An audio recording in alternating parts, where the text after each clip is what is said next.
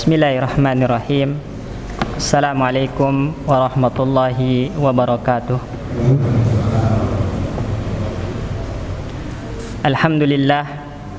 Alhamdulillahi rabbil alamin. Wassalatu wassalamu ala ashrafil anbiya'i wal mursalin, sayyidina wa habibina wa maulana Muhammad ibni Abdillah wa ala alihi wa ashabihi wa man tabi'ahum bi ihsanin ila yaumil qiyamah wa ba'du. Rabbana 'allimna bima yanfa'una wanfa'na bima 'allamtana ya rabbal alamin. Rabbana zidna ilman warzuqna fahman. Rabbi shrah li sadri wa yassir li amri wahlul 'uqdatam min lisani yafqahu qawli. Jamaah kaum muslimin rahimani wa rahimakumullah. Alhamdulillah, di pagi hari ini kita panjatkan rasa syukur kita kepada Allah Subhanahu wa taala yang dengan karunia, hidayah dan taufiknya, alhamdulillah kita bisa hadir menunaikan salat subuh secara berjamaah, yang mana dalam salat subuh itu sendiri terdapat banyak fadilah, terdapat banyak keutamaan. Di antaranya bara'atun minan nifaq, ya, orang-orang yang kakinya ringan melangkah ke masjid di setiap subuhnya adalah orang-orang yang insyaallah terlepas dari kemunafikan. Karena dalam riwayat Imam Bukhari dan Muslim, Nabi sallallahu alaihi wasallam bersabda, ya, dari jalur sahabat Abu Hurairah radhiyallahu anhu, laisa salatun, ya, asqala alal munafikin minal fajri wal isya. Tidak ada salat yang lebih berat dilakukan oleh orang-orang munafik itu kecuali salat isya dan salat fajar, salat subuh. Karena di waktu isya itu biasanya waktu orang bercengkrama dengan keluarga, jadi berat. Kemudian waktu subuh itu adalah waktu orang terlelap dalam tidurnya. Dan kita ketahui orang-orang munafik itu kalau nggak ada yang lihat dia salat, berat, malas. Wa idza qamu ila shalah qamu kusala, kata Allah. Orang-orang munafik itu kalau menunaikan salat maka mereka berat. Ya, mereka berat, mereka malas-malasan. Yuraunan nas. Kalau salat ingin dilihat orang, riya. Jadi semoga dengan hadirnya kita salat subuh kita terlepas dari sifat kemunafikan. Kemudian juga di antara keutamaan orang yang hadir salat subuh sebagaimana sabda Rasulullah sallallahu alaihi wasallam, man shalla subha fahuwa fi zimatillah. Barang siapa yang salat subuh secara berjamaah, maka dia senantiasa dalam lindungan dan penjagaan Allah Subhanahu wa taala. Terlebih di salat subuh itu kata Nabi sallallahu alaihi wasallam, rakaatul fajri khairun minad dunya wa ma fiha. 2 rakaat fajar itu lebih baik daripada dunia dan seisinya. Jadi bersyukur kita kepada Allah Subhanahu wa taala yang masih menggerakkan hati kita, yang masih memberikan hidayah dan taufiknya kepada kita hingga kita bisa hadir menunaikan salat subuh berjamaah di masjid ini. Kemudian yang kedua juga kita patut bersyukur kepada Allah Subhanahu wa taala karena Allah Subhanahu wa taala masih memberikan kesempatan kepada kita untuk bermajlis, untuk ngaji, untuk thalabatul ilmi. Yang demikian itu adalah merupakan pertanda bahwasanya Allah Subhanahu wa taala benar-benar menginginkan kebaikan yang besar bagi kita, baik dalam urusan dunia maupun akhirat kita. Karena Nabi sallallahu alaihi wasallam bersabda, "Man yuridillahu bihi khairan yufaqihu fid din." Barang siapa yang Allah kehendaki baginya kebaikan, kebaikan ini bersifat umum, mencangkup dunia akhirat, maka Allah pahamkan orang ini tentang hukum-hukum syariat. Allah pahamkan orang ini tentang agamanya.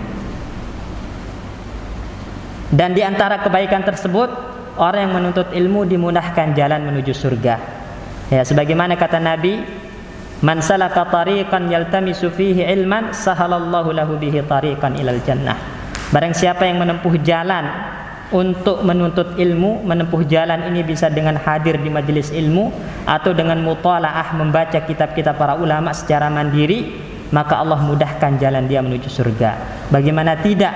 Karena orang yang berilmu itu membangun amalnya di atas ilmu, sehingga kemungkinan besar diterima oleh Allah Subhanahu wa taala. Berbeda dengan orang yang beramal tanpa ilmu. Dicela oleh Allah Subhanahu wa taala dalam surat Al-Fatihah, waladdallin. Jangan sampai kita menempuh jalan orang-orang tersesat, yaitu orang-orang Nasrani, karena mereka beramal tanpa ilmu. Ya, jadi orang yang menuntut ilmu kemudian diamalkan, itu dimudahkan jalannya karena amalnya akan diterima oleh Allah Subhanahu wa taala.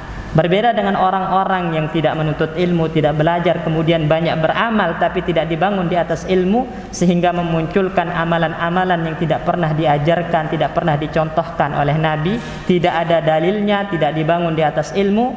Maka kata Nabi sallallahu alaihi wasallam, man amila amalan laisa alaihi amruna fahuwa raddun.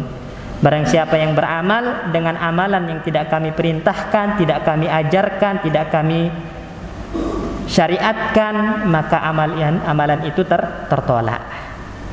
Jadi sungguh banyak keutamaan menjadi penuntut ilmu, dan orang yang hadir di majelis ilmu itu tidak akan pernah merugi. Ya, pertama, dia adalah orang yang diliputi oleh rahmat Allah Subhanahu wa taala. Ya, orang-orang yang hadir di majelis ilmu ada orang-orang yang dirahmati oleh Allah Subhanahu wa taala. Kemudian kedua, ketenangan hati akan hadir di tengah-tengah kita. Para malaikat mengepakkan sayapnya karena ridho dengan para penuntut ilmu. Seluruh makhluk beristighfar, memohonkan ampun untuk para penuntut ilmu. Dan juga tidak kalah luar biasanya, Allah Subhanahu wa taala berbangga-bangga dengan kita di hadapan para malaikat yang mulia, karena hadir duduk di majelis ilmu. Paham nggak paham materinya, tapi nggak akan pernah rugi orang yang duduk di majelis ilmu. Ya, banyak keutamaannya jemaah kaum muslimin. Yarfa'illahu alladhina amanu minkum walladhina utul ilma darajat.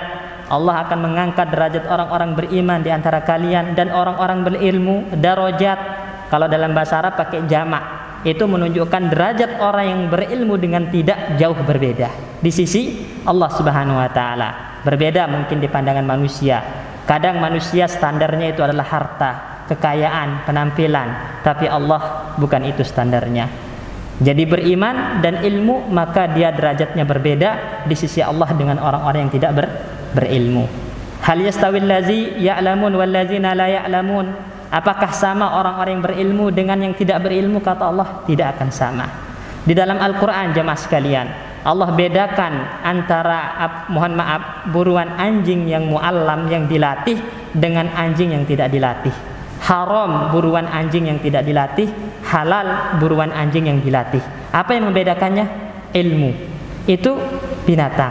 Bagaimana manusia yang berilmu dengan tidaknya? Maka tentu jauh berbeda kedudukannya di sisi Allah Subhanahu wa taala. Jadi apa yang kita sebutkan tadi dari dalil-dalil semoga memotivasi kita untuk terus belajar, ya, belajar ngaji, karena yang namanya belajar itu tidak kenal akhir, tidak kenal usia. Ya, pernah dikatakan kepada Imam Ahmad, ya Aba Abdillah, ya ila mata, sampai kapan Anda akan belajar? Beliau menjawab, minal mahdi ilal lahdi, dari buayan ibu sampai saya masuk liang lahat.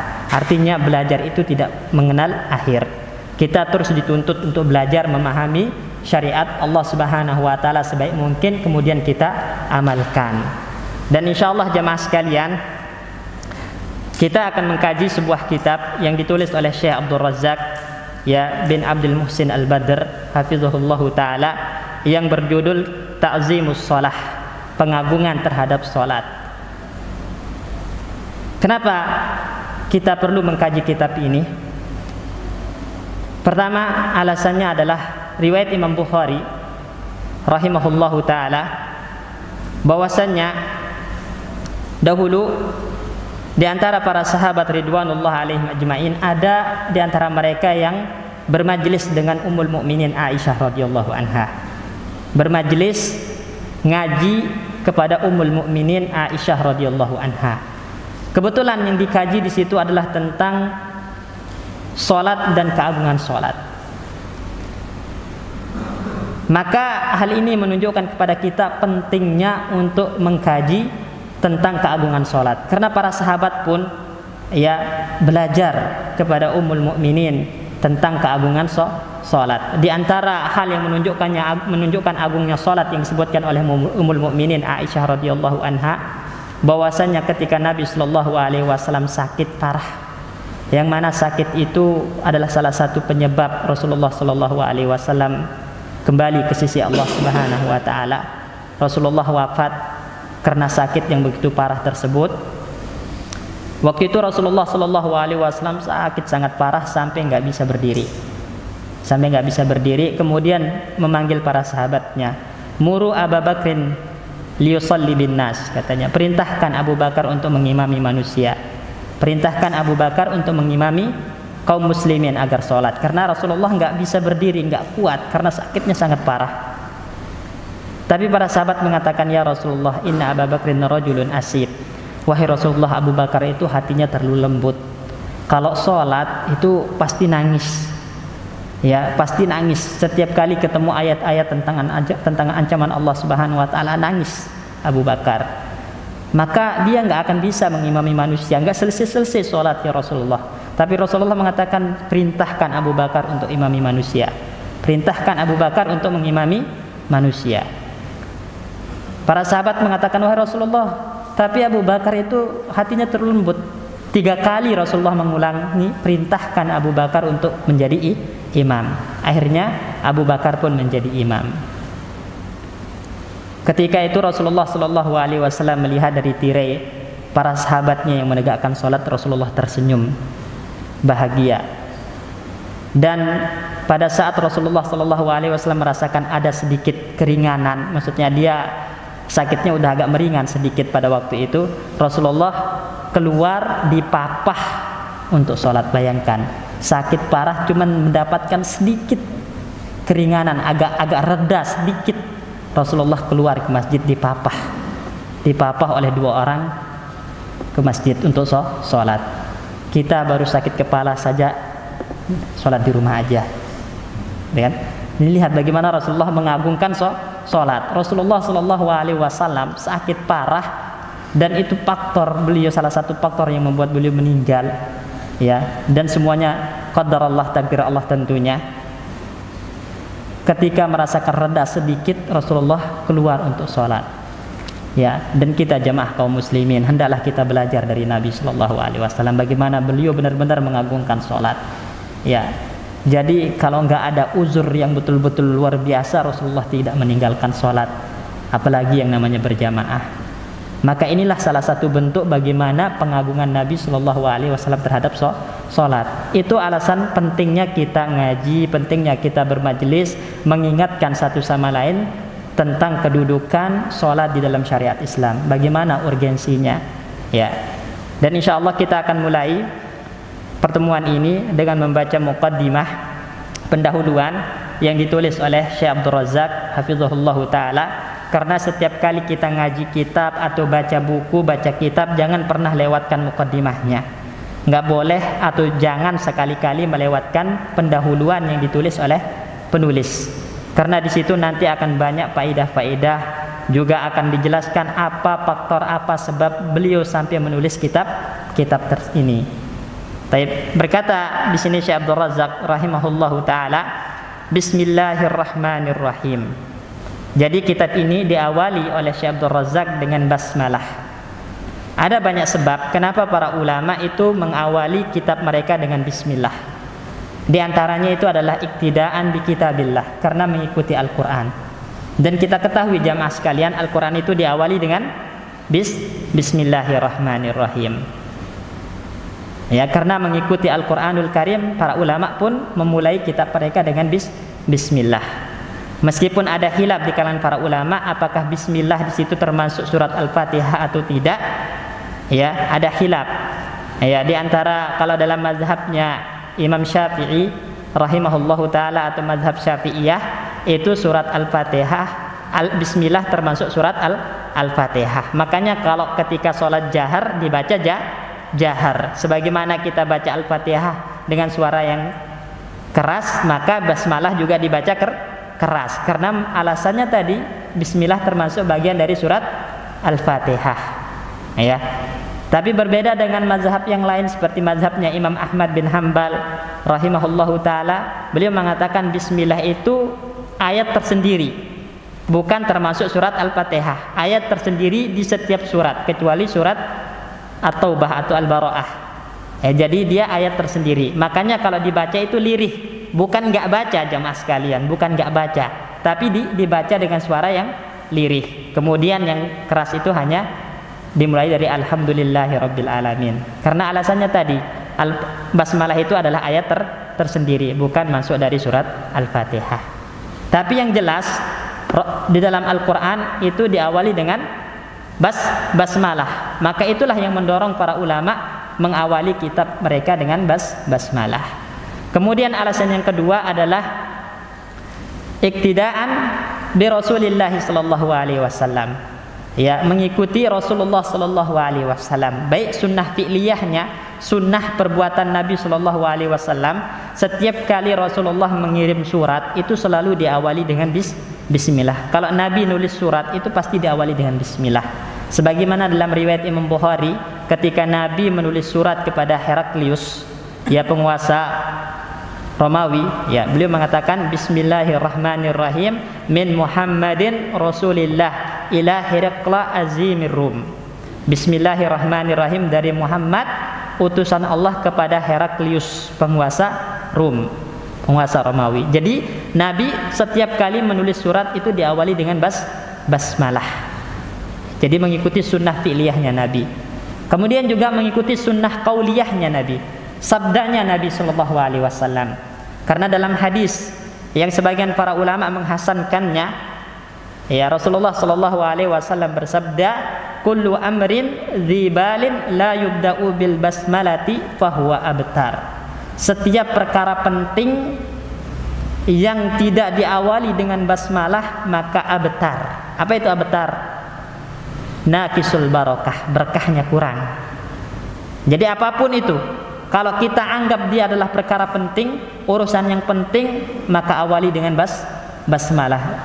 Menulis kitab, membaca kitab itu adalah perkara penting karena urusannya tentang ilmu, maka diawalilah dengan basmalah oleh para ulama. Sebagaimana Nabi mengawali surat-suratnya dengan basmalah juga, sebagaimana hal itu menunjukkan semakin berkahnya sebuah karya ketika diawali dengan basmalah.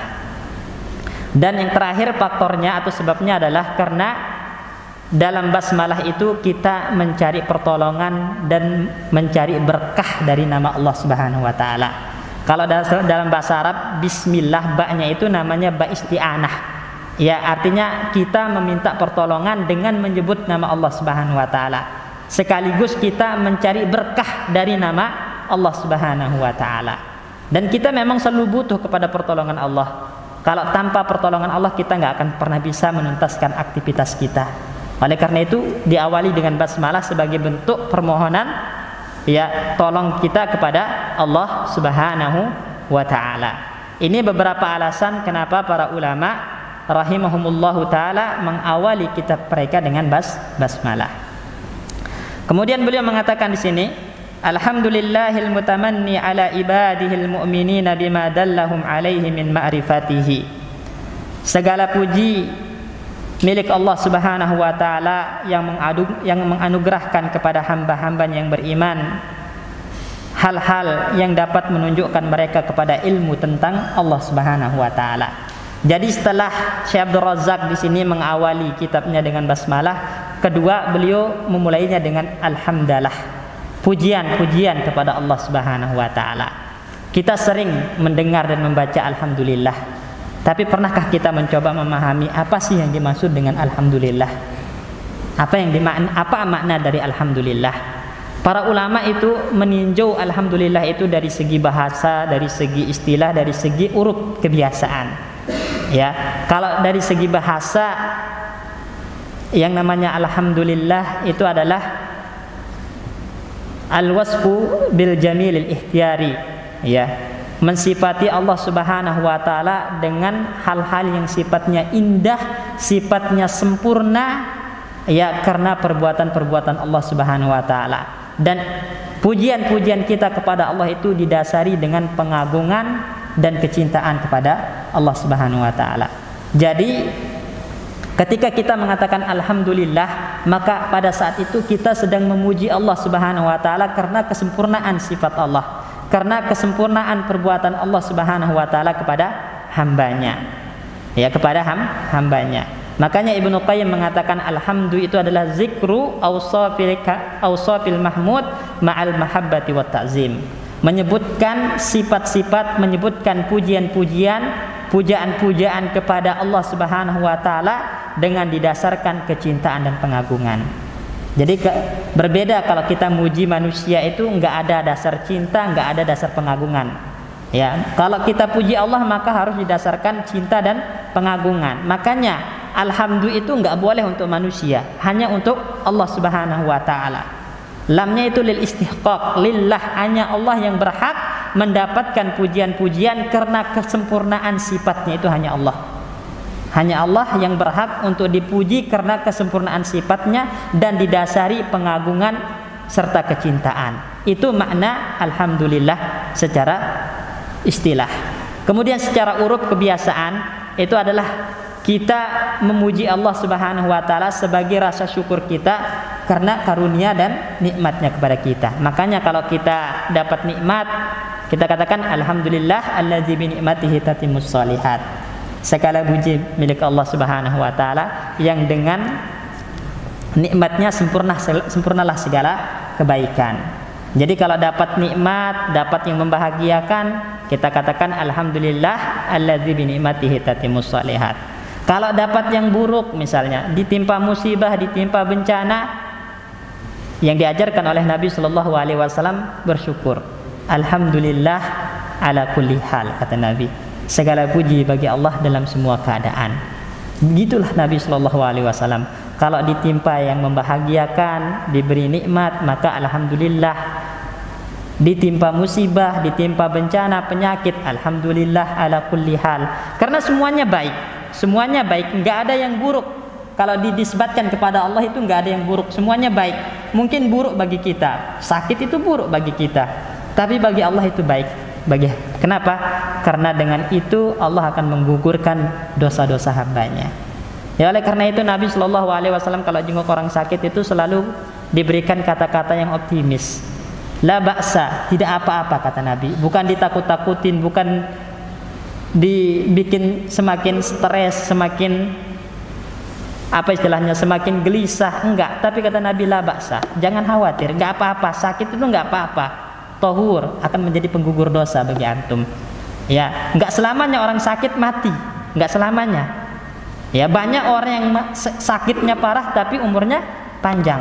Banyak orang yang sehat-sehat tapi mati cepat itu. Karena kematian itu Allah Subhanahu wa taala telah menetapkannya, telah mentakdirkannya.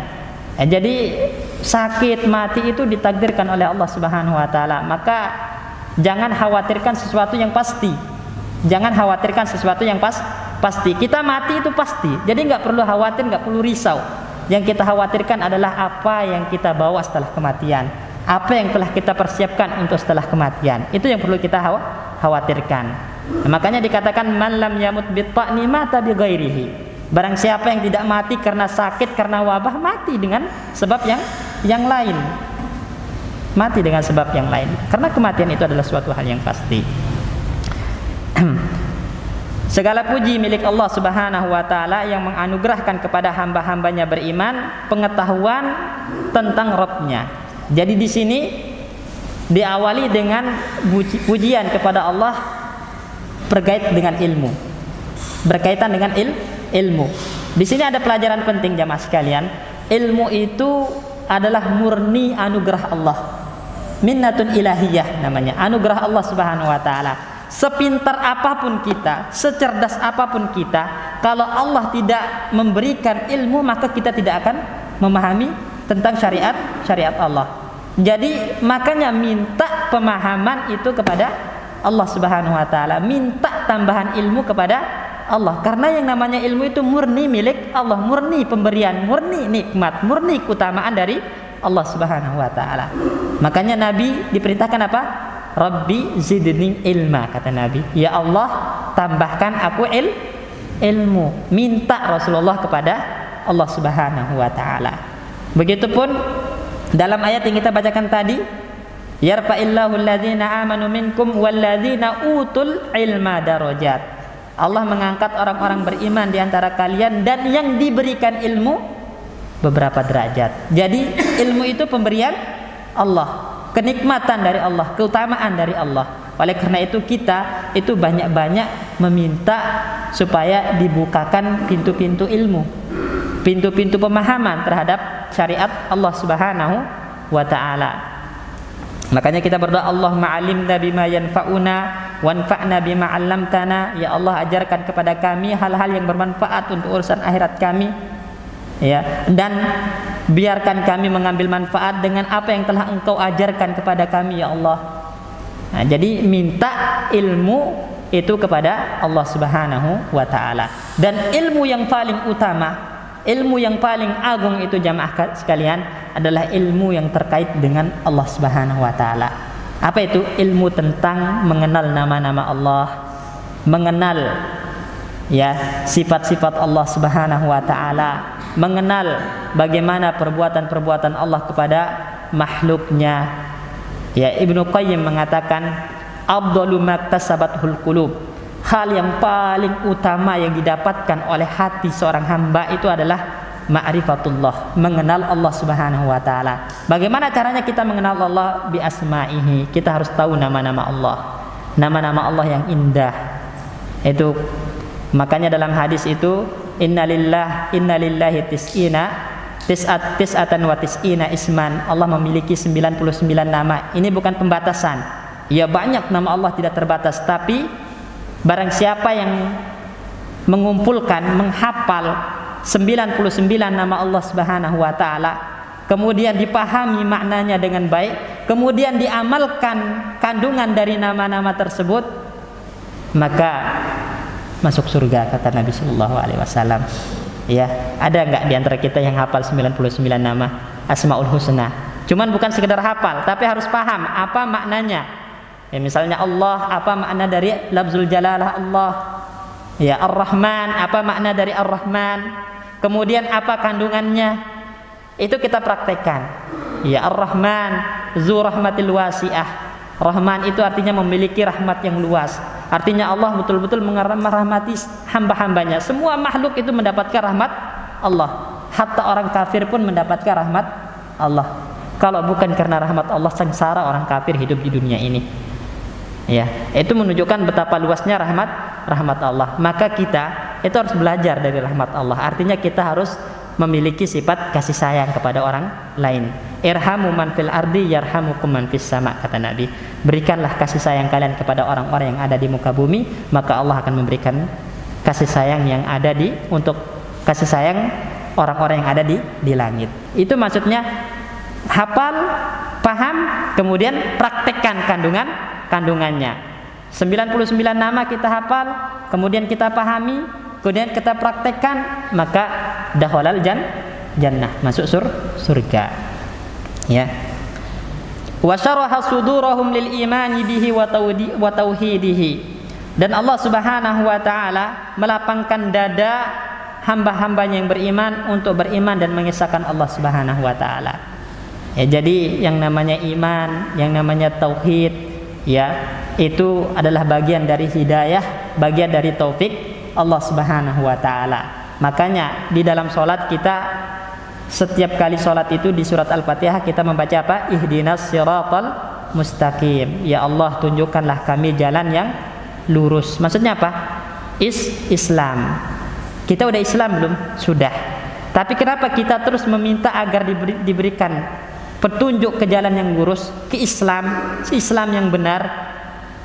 Itu menunjukkan kita senantiasa butuh kepada taufik dan hidayah Allah. Jadi jangan pernah tertipu, jangan pernah terperdaya dengan diri kita sendiri. Wah, saya ini udah rajin sholat, wah saya ini udah Islam, wah saya ini udah sedekah rajin, wah puasa, zakat, gitu kan. Terperdaya, kemudian akhirnya ujub, sum'ah. Nah, ujub sum'ah itu bisa jadi membuat murka Allah turun ke kita. Ya, turun kita. Makanya kita butuh hidayah, taufik kepada Allah Subhanahu wa taala agar ikhlas beribadah, agar betul-betul mengesahkan Allah Subhanahu wa taala tanpa ada unsur riya, tanpa ada unsur ujub, tanpa ada unsur sum'ah. Jadi itu pentingnya memohon hidayah, taufik kepada Allah Subhanahu wa taala karena kita butuh. Ya, ihdinas siratal mustaqim siratal ladzina an'amta 'alaihim. Jalan orang-orang yang Kau berikan nikmat dari kalangan para nabi, siddiqin, ya, dan orang-orang soleh. Ya, bukan jalannya orang-orang Nasrani, bukan jalannya orang-orang Yahudi. Orang-orang Yahudi dimurkai karena mereka berilmu tapi tidak diamalkan. Orang-orang Nasrani dibilang sesat karena mereka beramal tanpa ilmu. Jadi kita ingin supaya betul-betul meniti jalan yang lurus, jalan Islam yang dibangun di atas ilmu, dan kita senantiasa berada di atas hidayah dan taufik Allah Subhanahu wa taala. Wa maftarada 'alaihim minas salati khudu'an li jalalih. Dan juga ya Allah Subhanahu wa taala memberikan kita ilmu tentang hal-hal yang Allah wajibkan kepada kita, di antaranya adalah salat. Jadi di sini ada isyarat pentingnya kita berilmu tentang salat.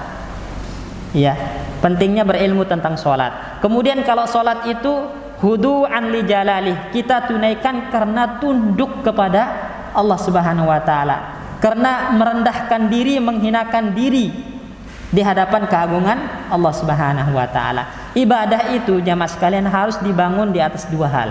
Pertama itu adalah al-khudu' wa tadallul. Harus didasari dengan penghinaan diri di hadapan Allah Subhanahu wa taala. Harus didasari dengan merendahkan diri di hadapan Allah Subhanahu wa taala. Karena itu hakikat ibadah. Kita tunduk terhadap perintah Allah, kita tunduk kepada keagungan Allah. Ya.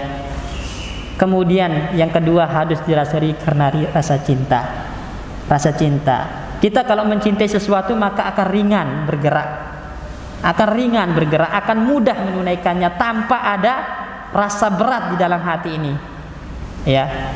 Kemudian tadi karena tunduk dan takut terhadap keagungan Allah Subhanahu wa taala. Makanya di sini wa khusyu'an li 'azamatihi wa tawadu'an li kibriyaihi. Tadi tunduk kepada keagungan Allah, tunduk kepada kemahaperkasaan Allah Subhanahu wa taala. Ya. Walam yabtarid alaihim ba'da tauhidihi wa tasdiqi birrusuli ma jaa'a min indihi faridatan awwala wala a'dhama minas shalah.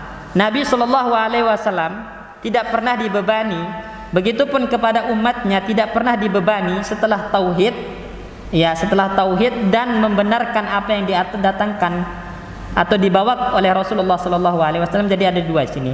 Hal yang wajib pertama itu adalah tauhid, kemudian yang kedua adalah tasdik, membenarkan segala ajaran Nabi.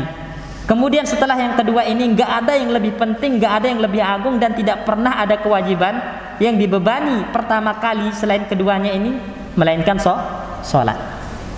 Coba sesuai dengan rukun Islam. Pertama kewajiban kita apa? Syahadatu an la ilaha illallah Muhammad Rasulullah. Syahadatu an la ilaha illallah ini tauhid. Jadi kita nggak boleh menyekutukan Allah dalam ibadah. Kita harus mengesahkan Allah. Wa ma umiru illa liya'budullaha mukhlishina lahuddin. Tidaklah mereka diperintahkan kecuali untuk mengikhlaskan ibadah hanya kepada Allah semata. Tauhid. Makanya diancam, man yusyrik billah faqad haramallahu alaihil jannah wa ma'wahu an-nar wa ma lizzalimin min ansar. Barang siapa yang berbuat syirik kepada Allah, Allah haramkan baginya surga, dan tidak ada penolong di akhirat bagi orang-orang yang melakukan kesyirikan. Innallaha la yaghfiru an yushraka bihi wa yaghfiru ma duna dzalika liman yasha. Allah tidak akan mengampuni orang-orang yang berbuat syirik kepadanya, dan Allah mengampuni dosa-dosa yang di bawah syirik. Sebesar apapun dosa tersebut, ya, sebesar apapun dosa tersebut, kalau kita taubat, istighfar, maka Allah Subhanahu wa taala menerima taubat hambanya. Berbeda dengan orang-orang yang syirik. Walaupun itu syirik kecil, dosanya lebih besar daripada dosa besar. Contoh syirik kecil itu riya. Kalau beramal riya seperti yang dilakukan orang-orang munafik, dosa riya itu lebih besar daripada dosa besar lainnya. Apa dosa besar lainnya? Misalnya berzina. Dosa riya lebih besar daripada zina. Karena riya itu termasuk syirik kecil. Ya. Jadi syirik kecil itu lebih besar dosanya daripada dosa besar. Ya. Jadi tidak ada ibadah yang pertama kali dibebankan kepada Rasulullah dan hamba-hamba Allah, maksudnya kita semua umatnya Rasulullah, setelah dua kalimat syahadat kecuali sholat. Ini menunjukkan betapa agungnya sholat. ya akadu arkanil Islam ba'da syahadatain, kata para ulama. Rukun Islam yang paling kuat setelah dua kalimat syahadat itu adalah salat. Ya. Man hafaza 'alaiha kanat lahu nuran wa burhanan wa najatan yaumal qiyamah. Barang siapa yang menjaga salatnya, maka nanti di hari kiamat dia akan memiliki cahaya, memiliki argumentasi, alasan di hadapan Allah, dia akan selamat di hari kiamat. Akan selamat di hari kiamat. Di sini ini sebenarnya potongan asar, Ikhwan. Ini potongan asar yang hasan, Jadi hasan itu artinya bisa digunakan untuk membangun hukum, dan dibawakan oleh Ibnu Qayyim dalam Kitabut Tauhid, Kitabus Shalah atau Kitabut Tarikis Shalah. Itu Ibnu Qayyim membawakan asar man hafaza 'alaiha, barang siapa yang menjaga salat 5 waktunya, kanat lahu nuran wa burhanan wa najatan yaumal qiyamah. Dia akan memiliki cahaya, memiliki alasan, memiliki argumentasi di hadapan Allah, dan akan selamat kelak pada hari kiamat.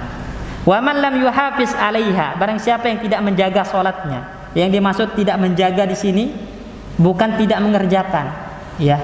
Walaupun dia mengerjakan sholat, tapi dia suka mengakhirkan waktunya.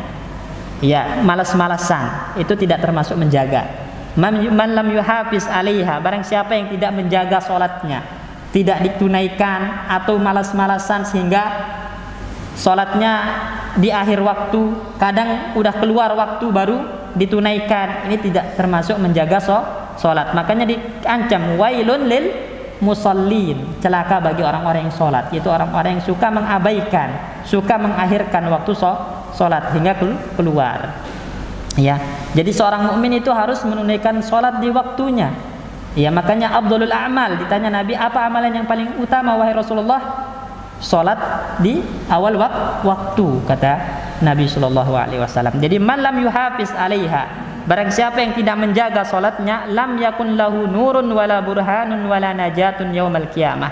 Dia tidak akan memiliki cahaya. Bagaimana memiliki cahaya? Wudu aja kagak. Padahal wudu itu, kata Nabi, itu akan menghasilkan cahaya, ya. Min atharil wudu. Jadi wajah orang-orang yang berwudu itu akan bercahaya dari bekas wudunya. Nah, ini orang sholat tidak pernah, apalagi berwudu, lam yakun lahu nur, maka tidak akan memiliki cahaya. Oleh karena itu muka orang-orang kafir itu gelap di hari kiamat, hitam pekat. Ya, sebagai contoh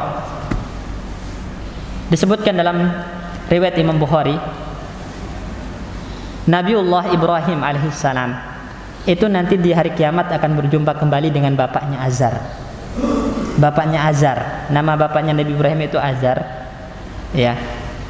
Beliau akan berjumpa dengan bapaknya, dan dia menemukan bapaknya itu dalam keadaan mukanya gelap, hitam pekat. Ya, kemudian berdebu. Hal itu membuat Nabi Ibrahim merasa terenyuh, merasa bersedih. Siapa yang tidak bersedih ketika melihat orang tua sendiri, ya, dalam keadaan seperti itu, hitam pekat wajahnya, kemudian berdebu. Akhirnya Nabi Ibrahim berkata, ya Allah, Engkau telah berjanji kepadaku, ya Allah, untuk tidak menghinakanku. Maka adakah kehinaan yang lebih hina ketika saya melihat orang tua saya seperti ini? Tapi kata Allah Subhanahu wa taala, sesungguhnya tidak ada syafaat bagi orang-orang yang telah kafir. Tidak ada syafaat bagi orang-orang yang telah kafir. Jadi yang mendapatkan syafaat besok di hari kiamat itu adalah orang-orang bertauhid. Walaupun dia adalah pendosa, banyak maksiat, selama dia bertauhid, tidak pernah melakukan kesyirikan kepada Allah, maka dia berhak mendapatkan syafaat. Oleh karena itu, orang kafir itu tidak akan pernah mendapatkan syafaat. Walaupun mereka, ya, beribadah kepada berhala-berhala. Kalau zaman dulu orang-orang kafir Quraisy itu beribadah kepada berhalanya Lata, Manat, Uzza, ya, Manat, Uzza. Itu mereka tujuannya apa? Untuk mendapatkan syafaat dari berhala tersebut. Ya, karena berhala itu asalnya orang-orang soleh. Ya, jadi mereka beribadah dengan tujuan biar dapat syafaat dari berhala ini, dan bisa didekatkan kepada Allah oleh berhala-berhala ini. Cuman karena mereka adalah orang-orang musyrik, orang-orang kafir, suka menyekutukan Allah, syafaat tidak bermanfaat. Jadi yang betul-betul mendapatkan syafaat itu hanya orang-orang bertauhid. Orang-orang bertauhid yang tidak pernah berbuat syirik, tidak pernah menyekutukan Allah, walaupun dia adalah pendosa. Ya, walaupun dia adalah pendosa.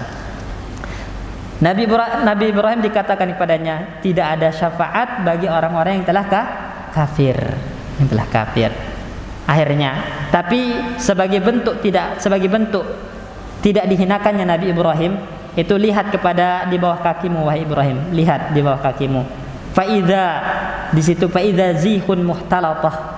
Tiba-tiba di situ ada zih itu kayak haina, hewan haina yang jantan terus berbulu panjang tapi telah dibaluri oleh kotoran dan darahnya sendiri. Ya, kalau kayak zaman sekarang itu kayak babi yang berguling di kotorannya sendiri, kotor, busuk gitu. Nah, kemudian hewan haina itu dilempar ke dalam neraka, dan ternyata itu adalah orang-orang kafir, ya, bapaknya Azar yang diubah dalam bentuk hewan haina tadi, dilempar ke dalam neraka jahanam. Karena kalau dia dilempar langsung oleh Allah dalam bentuk tubuhnya bapaknya, itu gimana coba perasaan Nabi Ibrahim alaihissalam melihat langsung ayahnya dilempar ke dalam neraka? Tentu akan sangat bersedih. Ya, nah supaya Nabi Ibrahim tidak terlalu bersedih dan tidak merasa dihinakan, diubahlah bentuk tubuhnya Azar tadi. Seperti itu. Ya, jadi ini jamaah kaum muslimin. Ya. Orang-orang kafir itu gelap gulita mukanya kelak di hari kiamat. Wala burhanun, dan juga tidak akan memiliki alasan. Jadi mereka tidak akan memilih alasan, argumentasi, sehingga tidak akan dimaafkan, tidak ada uzur untuk mereka yang meninggalkan salat. Wala najat, dan tidak akan selamat dari siksa Allah Subhanahu wa taala. Kemudian ada lanjutan asarnya, wa kana yaumal qiyamati ma'a fir'aun wa qarun wa haman wa ubay ibn khalaf. Itu lanjutannya. Dan kelak di hari kiamat akan dikumpulkan bersama Qarun, Ubay ibn Khalaf, Fir'aun, ya, Haman. Ibnu Qayyim itu mengomentari asar ini.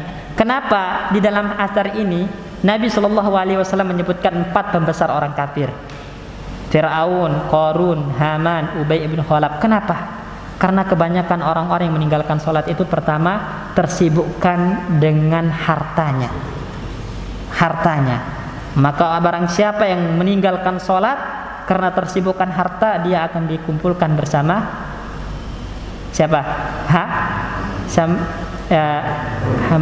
Qarun, ya, akan dikumpulkan bersama Qarun. Karena Qarun itu adalah orang kaya, ia kufur kepada Allah Subhanahu wa taala karena hartanya. Maka barang siapa yang meninggalkan sholat tersibukkan karena hartanya, dikumpulkan bersama Qarun, kata Ibnu Qayyim. Barang siapa yang meninggalkan sholat karena tersibukkan dengan jabatannya, pangkatnya, maka dia dikumpulkan bersama Haman. Dan barang siapa yang meninggalkan sholat karena tersibukkan kekuasaannya, dikumpulkan sama Fir'aun. Barang siapa yang meninggalkan sholat karena tersibukkan dengan pekerjaannya, perniagaannya, jual belinya, dikumpulkan bersama Ubay ibnu Khalaf. Wal'iyadzubillah. Jadi jangan sampai kita termasuk orang yang ada dalam asar ini. Jadi sungguh ini ancaman yang luar biasa. Ya, orang yang menjaga sholatnya dijamin bercahaya wajahnya, dia akan selamat kelak pada hari kiamat, dan dia akan punya alasan di hadapan Allah Subhanahu wa taala untuk membela dirinya. Tapi orang yang meninggalkan sholat, mukanya gelap gulita, tidak punya burhan, tidak punya alasan, tidak punya argumentasi di hadapan Allah, tidak punya bukti keimanan, dan juga tidak akan selamat, dikumpulkan bersama salah satu dari pembesar orang-orang kafir. Waliyadzubillah. Wa asyhadu an la ilaha illallah wahdahu la syarikalah, kalimatun qamat bihal ardu was samawat. Dan saya bersaksi bahwasanya tidak ada ilah yang berhak disembah kecuali Allah Subhanahu wa taala semata, yang tidak ada sekutu baginya. Ini tauhid, namanya tauhid uluhiyah. Jadi mengesahkan ibadah hanya kepada Allah semata dan tidak boleh berbuat syirik sedikit pun. Itu makna dari la ilaha illallah. Jadi la ilaha illallah itu bukan hanya terucap di lisan. Bukan hanya terucap di lisan, harus ada pengamalan terhadap konsekuensinya. Yaitu tidak boleh kita memalingkan ibadah kepada selain Allah. Betul-betul kita bertauhid, mengikhlaskan semua ibadah hanya untuk Allah Subhanahu wa taala semata. Makanya kalau ada di antara orang yang mengucapkan la ilaha illallah tapi masih berbuat syirik, masih mensekutukan Allah Subhanahu wa taala, maka perbuatannya itu telah membatalkan syahadatnya. Telah membatalkan syahadatnya. Ya. Kalimatun qamat bil ardi was samawat fatarallahu 'alaiha jami'al makhluqat. Jadi fitrah yang telah Allah tanamkan kepada seorang hamba itu adalah menjadi seorang muslim, menjadi seorang yang bertauhid, ya, menjadi seorang yang terus beribadah kepada Allah Subhanahu wa taala. Namun terkadang nanti pendidikan, pergaulan, lingkungan yang membuat menjadi orang-orang yang melenceng keluar dari fitrahnya. Makanya disebutkan bahwasanya seorang anak itu terlahirkan dalam keadaan fitrahnya lurus, suci, ya, tidak menyekutukan Allah. Dia benar-benar seorang yang bertauhid. Itu anak kecil terlahirkan dalam hal seperti itu. Fa abawahu yuhawidanahu au yunassiranahu au yumajjisanahu. Tapi bapaknya yang membuat jadi Yahudi, bapaknya yang membuat dia jadi Nasrani, maksudnya kedua orang tuanya, atau kedua orang tuanya membuat dia jadi Majusi. Ini menunjukkan fitrah anak itu melenceng karena pendidikan, ya, pendidikan, pergaulan, lingkungan. Oleh karena itu hendaklah kita perhatikan dengan baik pendidikan anak kita, lingkungan anak kita, pergaulan anak kita. Ya, Nabi Ibrahim itu takut sekali dia dan keturunannya itu terjatuh dalam kesyirikan. Wajanubni wa baniya an na'budal asnam. Kata Nabi Ibrahim, ya Allah, jauhkanlah aku dan anak keturunanku dari menyembah berhala. Takut sama kesyirikan. Itu Nabi Ibrahim yang dikenal dengan apa? Abul Anbiya, bapaknya para nabi. Ya, Abul Muwahhidin, bapaknya ahli tauhid. Itu Nabi Ibrahim, tapi takut dia dan anak keturunannya itu menyembah berhala.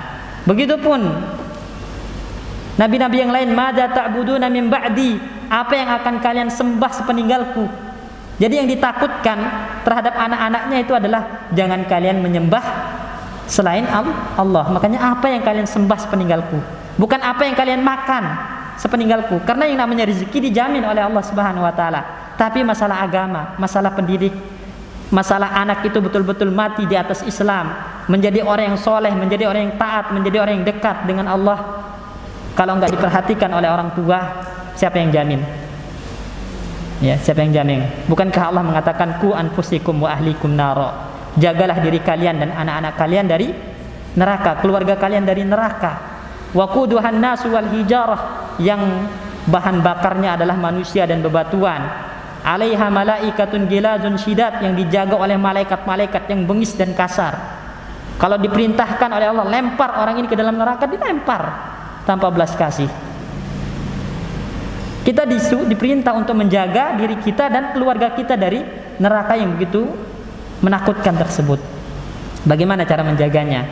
Sufyan Ats-Tsauri mengatakan alimuhum wa adibuhum, didik mereka dengan pendidikan Islam, ajarkan mereka tentang Islam, dekatkan mereka dengan Allah Subhanahu wa taala. Ini jadi pendidikan Islam itu adalah pendidikan yang harus kita perhatikan terhadap anak-anak kita. Kadang jamaah sekalian kita malu sama tetangga, kolega, teman-teman, anak enggak S1, ya matematika anak jelek, marah-marah gitu kan. Urusan dunia anak itu kalau enggak memuaskan itu kita marah-marah. Tapi giliran anak enggak sholat anak enggak becus, ngaji anak enggak becus, enggak ada yang marah, bahkan acuh cuek. Maka ini ada masalah dengan pendidikan kita. Jadi kita harus lebih malu kepada Allah ketika anak kita enggak menjaga sholatnya, enggak becus sholatnya. Kita harus malu kepada Allah Subhanahu wa taala daripada malu kepada manusia.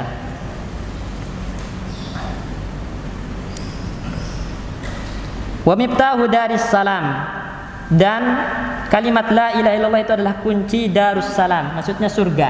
Di antara nama lain surga itu darus salam, dan kuncinya adalah la ilaha illallah. Sebagaimana dalam riwayat Imam Ahmad, miftahul jannah la ilaha illallah, kunci dari surga itu la ilaha illallah. Makanya man kana akhiru kalamihi la ilaha illallah dakhalal jannah. Barang siapa yang akhir ucapannya ketika dia mati la ilaha illallah, masuk surga. Tapi tadi bukan hanya sekedar ucapan, namun harus dibarengi dengan pengamalan terhadap kandungannya. Ini jamaah sekalian. Wa arsalahu rahmatan lil alamin. Nabi sallallahu alaihi wasallam diutus sebagai rahmat untuk alam semesta. Sebagaimana kata Allah, "Wa ma arsalnaka illa rahmatan lil alamin." Kami tidak mengutus Muhammad kecuali sebagai rahmat untuk alam semesta. Maksudnya apa? Dengan diutusnya Nabi sallallahu alaihi wasallam, maka orang-orang yang mendapatkan keimanan itu berarti orang-orang yang mendapatkan rahmat Allah Subhanahu wa taala. Jadi ikhwan, ketika kita beriman, ketika kita menjadi orang yang taat, ketika kita menjadi orang yang betul-betul menjalankan perintah Allah, itu rahmat, itu keutamaan dari Allah Subhanahu wa taala. Ya, itu rahmat, keutamaan dari Allah Subhanahu wa taala. Dan kita masuk surga itu karena rahmat Allah, karena keutamaan Allah, bukan karena amal kita. Jangan sangka kita beramal, sholat, puasa, zakat itu yang membuat kita masuk surga. Enggak, itu kita masuk surga itu karena rahmat Allah. Artinya ketika kita bisa sholat, ketika kita bisa puasa, zakat, haji, maka itu bagian dari rahmat Allah. Maka ketika kita masuk surga juga karena rahmat Allah. Ya, pernah dikatakan oleh Nabi Shallallahu Alaihi Wasallam dalam hadis, ya badiru, ya waqaribu wasaddidu. Bersegeralah kalian dalam beramal, dekatkan diri kalian kepada Allah Subhanahu Wa Taala, titi jalan yang benar, kata Nabi.